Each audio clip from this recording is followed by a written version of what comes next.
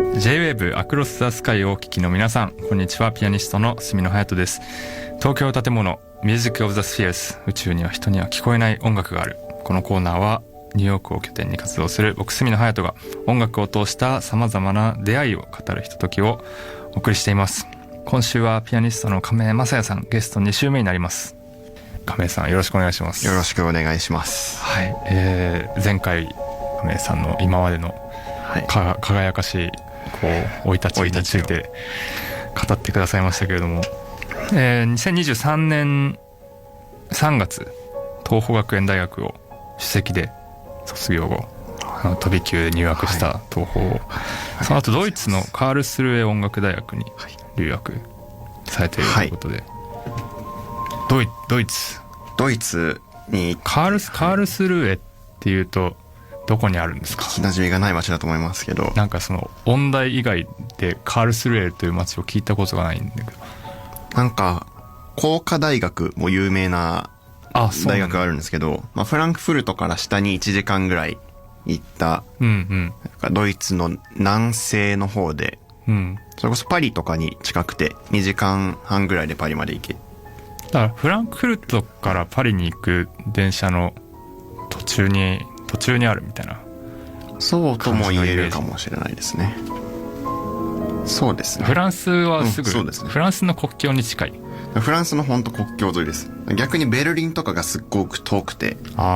ベルリンは北東の方なんで電車7時間ぐらいかかるんですけど。7時間もかかるんだっけ？でもさ、フランクフルトまでベルリンからフランクフルトが 3,4 時間ぐらいだった気がする。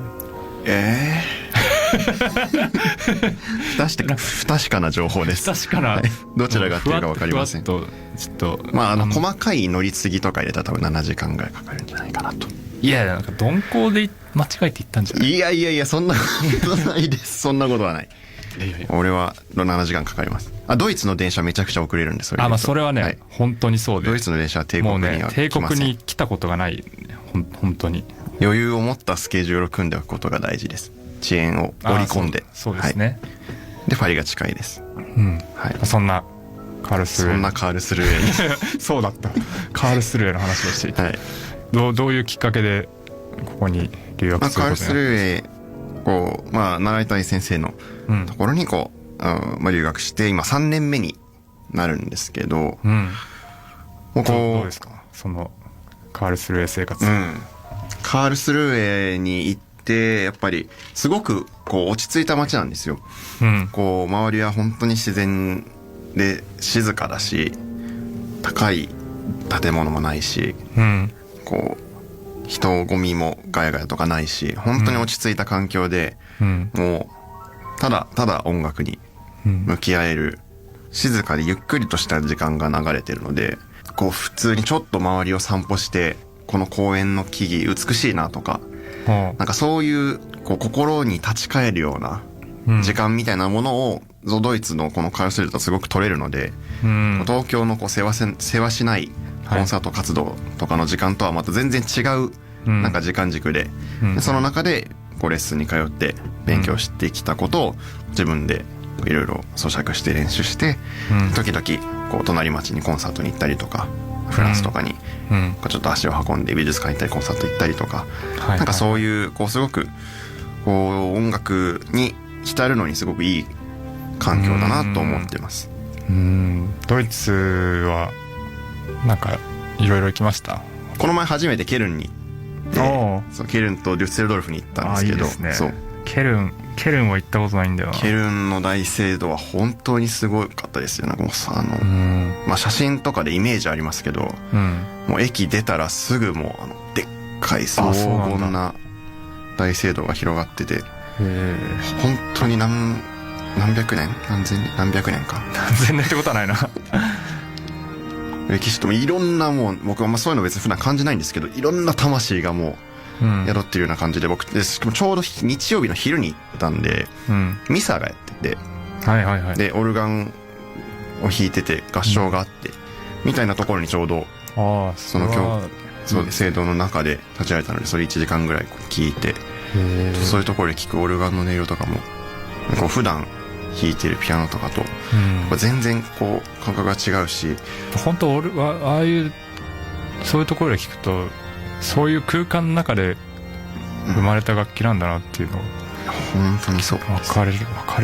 オルガンもそうだし合唱もそうだし、その中で、僕はそのキリスト教徒ではないですけど、ただその中でそこにもたくさんの人がこう集まってて、でこう自分自身と向き合って、でそれをこう音楽とともにこう浄化して、みたいな感覚がなんかそこにいるだけで本当にこう自分がそういう心になっていく感覚がすごくあって、なんかそういうのもこう今ちょっとじっくりそのドイツにいて、そういう時間を取れるのもすごいいい経験だなと思いながら大聖堂に行ったり、ライン川の景色を見て、本当に綺麗な、ライン川美しいですよね。本当に美しくて、そういう風なところに行くとこうそれこそ作曲する時のこうインスピレーションとかもすごく浮かんできて、なんかそういう景色から自分がちょっとこういう音を書いてみようかなと思って、こうドイツに家に戻ってそれを元にちょっと作曲してみたりとか、シューマンみたいなラインっていうまさに、ライン俺亀正也版のみたいな、時間を過ごしてます。いいですね。それではここで一曲お送りしましょう。それでは曲紹介お願いします。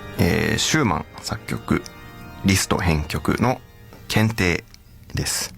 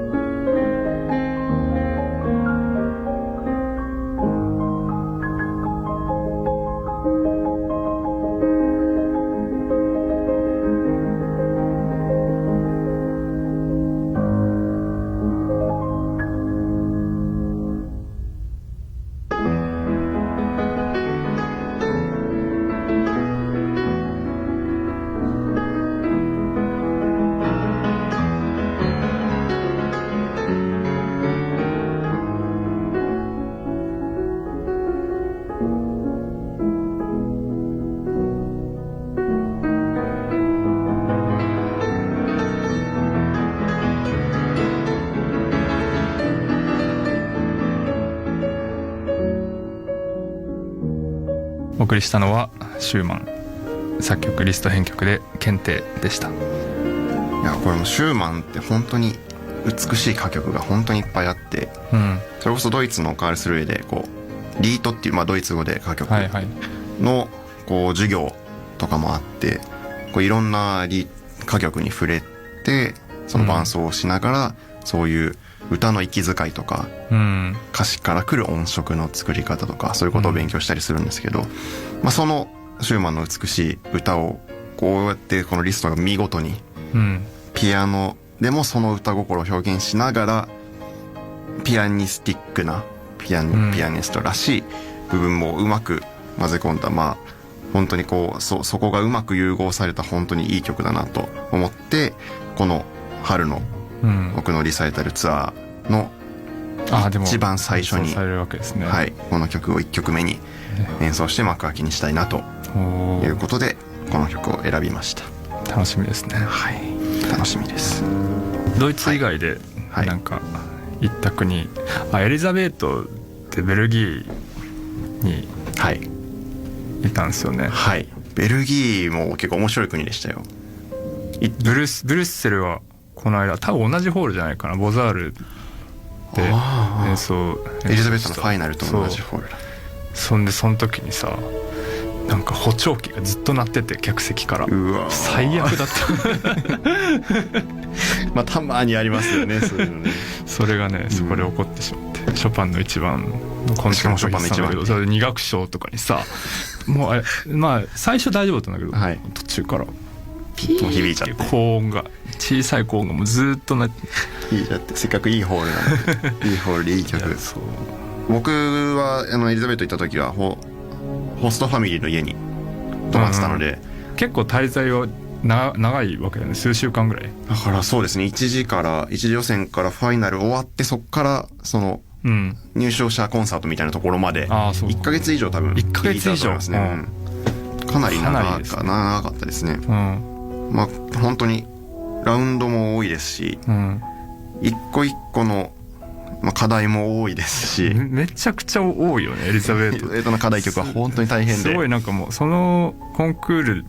でしか弾かないだろうみたいな曲をこう指定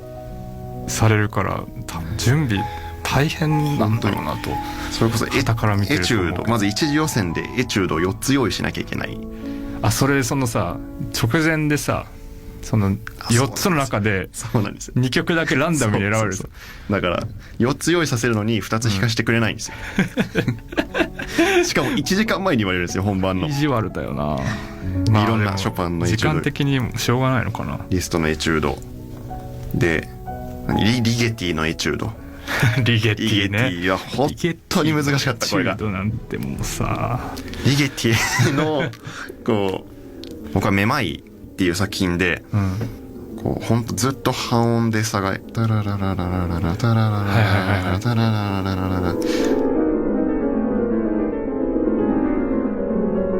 ていうのが3分ぐらい続くんですよ。でもなんか法則性がなくちょっとずつ変わっていって、こういうなんか時々肥大したり、こう細くなったりとかして、本当に覚えられないんですよ、これが。本当大変で、今までそんなにこうアンプ覚えることに苦労したことはなかったんですけど、だいたいこう弾いてたらこう音楽が頭に入ってきて、自然にそれで体が動くみたいな、がないんですよ、リゲティは。でもシンプルな8分音符がずっと並んでるだけの10ページぐらいに、本当にもうそれだけずっとまず1ヶ月ぐらいやってる期間とかがあって、本当に練習しながらめまいで倒れそうになるぐらいっていう意味のめまいっていう。だから素晴らしいですよね、作曲家としては。本当にめまいがしてくるんです。素晴らしいっていう作品をめちゃくちゃ頑張ってやったのに結局選ばれなかったんです。弾けてないんですけど。ともう一曲なんか弾かなきゃいけないとか、そうセミファイナルもそのリサイタルプログラム30分の大きいプログラムを2つ作って、それも直前までどっち選ばれるか分かんなくて、でも直前までどっちが選ばれてもいいように、どっちも完璧に準備しておかなきゃいけないから。なんかその期間中スマートフォンインターネットに触れないみたいな噂を聞いたことがあるんですが、闇の実際どんな感じ。セミファイナルが終わって、でファイナルまでに1週間間があって、この1週間でこのファイナルのために書かれた15分ぐらいの曲を演奏しなきゃいけないんですよね。で新曲です、でそれを準備するための最後の1週間があるんですけど、でここで、自分の力だけで見たことも聞いたこともない曲をどうやって形にするのかっていうことを問われる期間なので、こう例えば人にちょっと聞いてもらってアドバイスもらうとか、先生になんか音源とか動画を送ってアドバイスもらうとか、そういうこと一切禁じられるんですね。でそのためにその最後の1週間一つの施設に閉じ込められてとある施設に閉じ込められて山奥のコンテスタントたち一つの教会に閉じ込められて、でそこのまず車でそこまで運ばれて、であなたたちはこの門から出てはいけませんと、で決まった時間に食事は出ますと本当に監禁みたいな。その部屋に本当ピアノとベッドと一つに机のみ、で部屋の中央にこうライトが一つオレンジ色のまず暗いんですよ部屋が。でそこに閉じ込められてでその外部に連絡が取れてはいけないので、スマートフォン、タブレット、で時計、パソコン全て没収、でまずだから入った時まず何時かわからないんですよ。確かに。でなんか本当は時計が支給されるんですけど、アナログの時計が支給されるアナログじゃないデジタル時計か。でもなんかその本当に手に乗るぐらいのサイズの赤い時間だけが赤いデジタル数字の怖なんかそれだけの、ただ俺なんか僕にだけ最初支給されてなくて、初日今が何時なのかそれは分かんなかったんですけど、もう本当に何もない楽譜だけ、でピアノだけがある部屋に1週間閉じ込められて、でそこで自分でこう、中で新しい楽譜を渡されて、でその曲ともう一個自分が用意した曲を、その当日も含めたら8日間、そのためだけに費やしていくっていう、1週間があって、これが本当に精神的にきつくて。いやでもすごいなんかそういう1週間が人生の中であるのもそれはそれでいいなと。このコンクールやらないから言えるけど、実際にやってみたら精神的にやばいかもしれない。いい経験ではあるんですけど、だからスマホ、僕らの世代は特にスマホがない1週間なんて考えられないじゃないですか。デジタルデトックスですね。ある種本当にデジタルデトックスで、ただやっぱり本当に途中で孤独を感じて、なんかもう家族に会いたいな、日本に帰りたいな、全然会ってない友達まであの人元気かなとか昔仲良かったあの子元気かなとか思い出して、そうそんなね、エリザベート沖国際コンクール、サン・サンスのピアノ協奏曲第5番をファイナルで演奏して、そうです、第5位に、5番だから。いやこれ悔しいですね。1番だったら1番を選んだけどいやでも5位もちょっと5番が好きで5という数字が好きなばっかりにね、この大舞台で弾けたのは、結果ねもちろん1位が取れたらよかったですけど、ただ僕は自分でそれこそ最後の1週間、自分がこうしたいと思うようにちゃんと仕上げて、自分が楽しく弾けたので、それが一番満足してます。大事ですよ。そんなサン・サンスピアノ協奏曲5番のアルバムも出されるそうで、春についに協奏曲の CD を出せることになったので、この大好きなサン・サンスの5番の協奏曲と、もう一つショパンの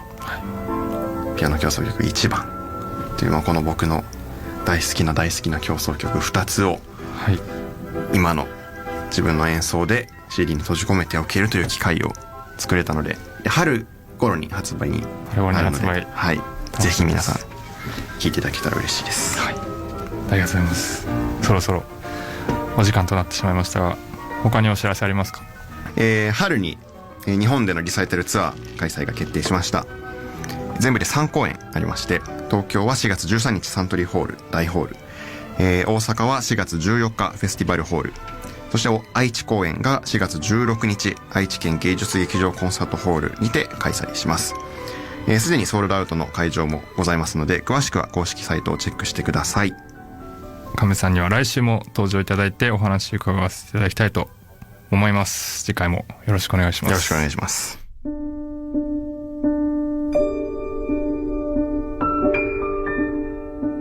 東京建物ミュージックオブザシェアスではオリジナルロゴ入りノートを毎週5名の方にプレゼントします。